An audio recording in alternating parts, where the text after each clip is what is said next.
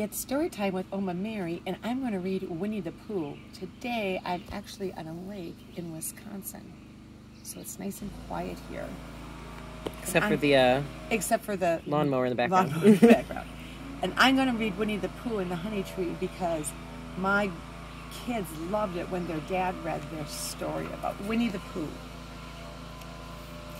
So once upon a time, a very long time ago, about the last Friday, Winnie the Pooh lived in a forest all by himself under the name of Sanders.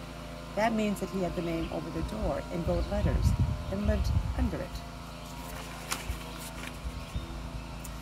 One day when he was out in the walking, he came to an opening place in the middle of the forest. And in the middle of the place was a large oak tree. And from the top of the tree, there was a loud buzzing sound. Winnie the Pooh sat down at the foot of the tree, put his head between his paws, and began to think. First of all, he said to himself, that buzzing noise that we all hear means something. You can't get a buzzing noise like that, just buzzing and buzzing without it meaning something. There's a buzzing noise. Nobody's making a buzzing noise, and the only reason for making a buzzing noise that I know is because you're a bee. Then he thought another long time and said, and the only reason for being a bee that I know of is making honey. And then he got up and said, and the only reason for making honey is so I can eat it. So he began to climb the tree. He climbed, and he climbed, and he climbed, and he climbed, and he climbed, and he began to sing. He sang a little song to himself. It went like this. Isn't it funny how a bear likes honey? How a buzz, buzz, buzz? I wonder why he does. And then he climbed a little further, and a little further, and then he sat a little further. By the time he had thought about another thing, it was very funny, thought that. If bears were bears, they'd build their own nests in the bottom of trees. They would be so, the bear was so bears. And that wouldn't have to climb up all those stairs. He was getting rather tired of this by this time, so that is why he sang a complaining song. Complaining song. He was nearby there now, and if he just scooted out on that branch, crack! Oh, help! Cried Pooh, and he dropped 10 feet on the branch below him. If only I hadn't, he said, as he bounced 20 feet to the next branch. Uh-oh. You see, what I meant to do, he explained, as he turned head over heels, is crash onto the next branch 30 feet below. What I meant to do, of course it was rather, he admitted, as he slithered way quickly through the next 6 branches. It all comes, I suppose, he decided, as he said goodbye to his branch, spun around 3 times, and flew gracefully into the rose bush. It all comes of liking honey so much. Oh, help. He crawled out of the gross branch. Brushed the prickles from his legs and nose and began to think again. And the first person he thought of was Christopher Robin. Christopher Robin. What Christopher Robin has to do with it? So Winnie the Pooh went around to his good old friend Christopher Robin, who lived beneath the green door and in another part of the forest. Good morning, Christopher Robin, he said. Good morning, Winnie the Pooh, said Christopher Robin. I wonder if you've got something on the balloon around you. A balloon? Yes, I just said to myself coming along. I wonder if Christopher Robin has such a thing as a balloon about him. I just said it to myself, thinking of balloons and wondering. What do you want a balloon for? Said Christopher Robin. While Winnie the Pooh looked around and seeing nobody was listening, put his paw to his mouth and said in a deep whisper, honey. Why don't you get honey with balloons? I do, said Pooh. Well, it just happened that Christopher Robin had been to a party the day before at the house of his friend Piglet, and they had balloons at the party. Christopher Robin had a great big green balloon, and Rabbit's relations had a big blue one. and the left it was behind, being really so young to go to the party at all. And so Christopher Robin had brought the green balloon and the blue one home with him, because they were so little. I guess Pooh wasn't invited. Pooh was not invited. Poor Pooh.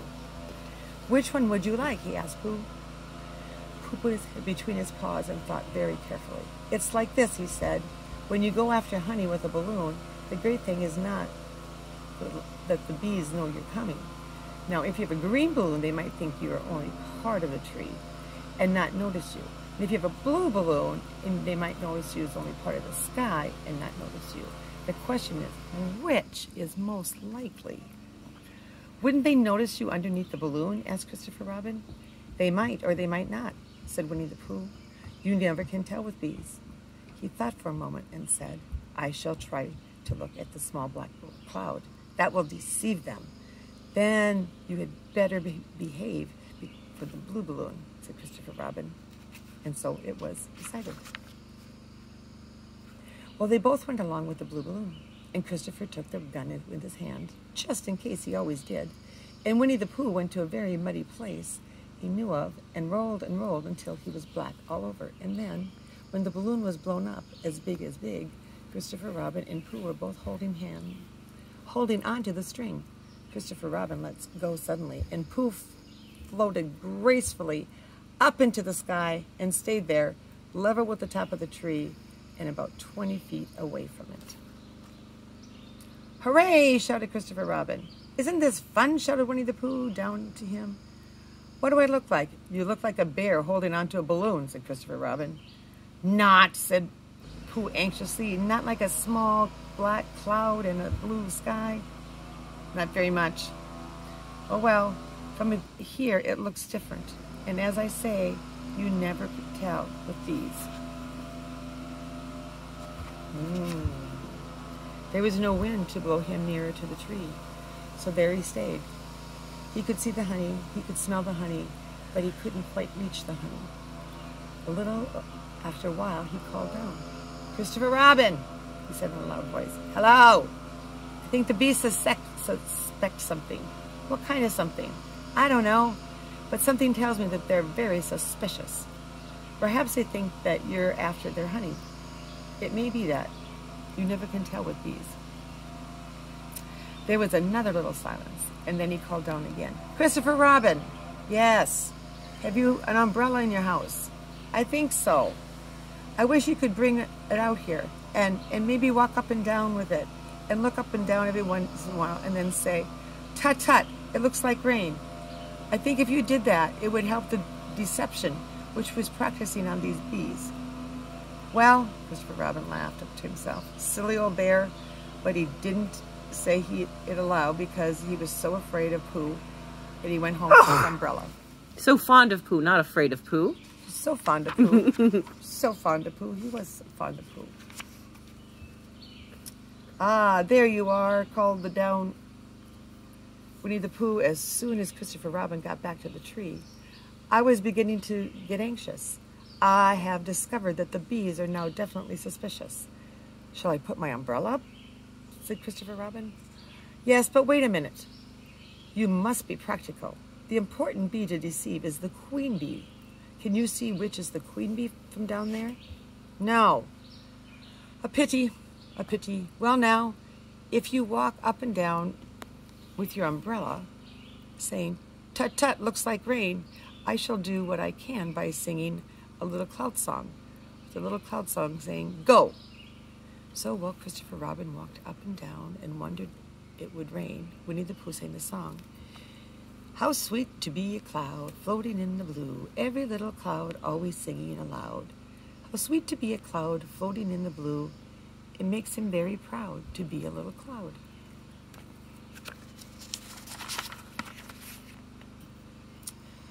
The bees were still buzzing as suspiciously as ever. Some of them, indeed, left their own nest and flew away from the cloud as it began the second verse of the song. And one bee sat down on the nose of another cloud in a moment, and then it got up again. Christopher Robin, called the cloud. What? I've just been thinking. I have come to a very important decision. These are the wrong sorts of bees. Are they? Quite the wrong sort. I should think that they would make the wrong sort of honey, shouldn't you? Well, would they? Yes, I think they should come down. How? Asked Christopher Robin. Winnie the Pooh had thought about it. If he let go of the string, he would fall. Bump. And he didn't like the idea of that. So he thought for a very long time. And then he said, what do you think he said? Christopher Robin, you must shoot the balloon with your gun. Have you got your gun? Of course I have, said Christopher Robin. But if I do that, it will spoil the balloon. But if you don't, said Pooh, it shall let me go, and that would spoil me. Well, when he put it that way, Christopher Robin saw how it was. And he aimed very carefully at the balloon and fired. Ow! Said Pooh. Did I miss? Asked Christopher Robin. You didn't exactly miss, but you missed the balloon. I'm so sorry, said Christopher Robin. And he fired again. And this time, he hit the balloon, and the air came slowly out, and Winnie the Pooh floated down to the ground.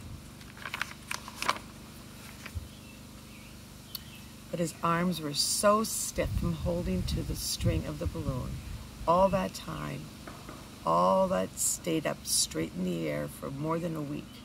And whenever a fly came and settled on his nose, he had to blow it away. And I think, but I'm not sure, that is why he is always called Pooh. Thank you. Have a great day.